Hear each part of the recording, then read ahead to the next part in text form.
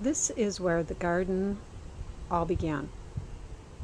I had absolutely no interest in gardening until Henry came along, and we started looking at the different things around the different places around my yard and how awful they looked. I started over here. This is the side of the garage, actually the side of the driveway by the garage. And this was the first area that we just put some stuff in, some plants in to make it just look better.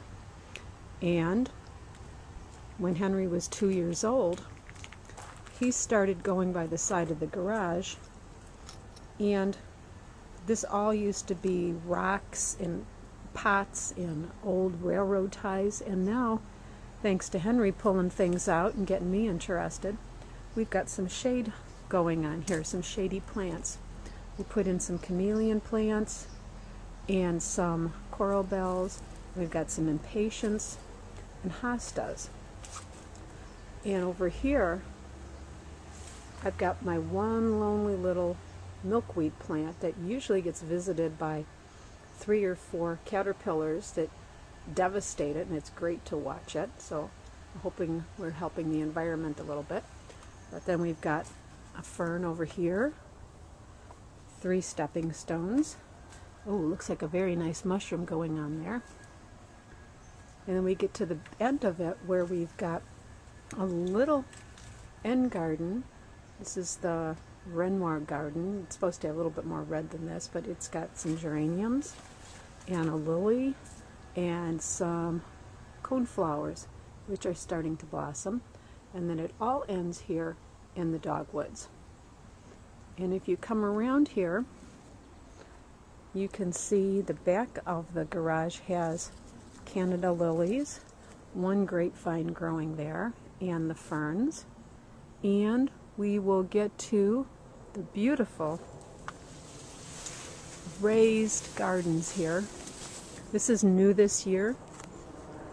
Here, let's get a good view of it. Phil put in these 2 raised vegetable garden beds for me, and I planted one with tomatoes and one with cucumber and pumpkin plants. You can see it going out into the yard, and there's a couple of Brussels sprouts plants in there.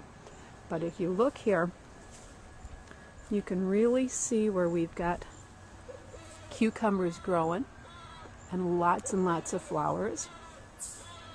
And over here you can see where we've got the tomatoes growing. See them in there? There's a bunch up here too. And these babies just took off. I don't know if it was the soil, the positioning, or what, but these, look at how high these tomato plants got. And I had to stake them up because they were so heavy they bent over. And over here we've got some green pepper plants, which is protected by the owl. Here, I'll walk in front of them again. Hear them? Oh, there's some red ones going on there. Great. Okay. So this was the brand new project this year.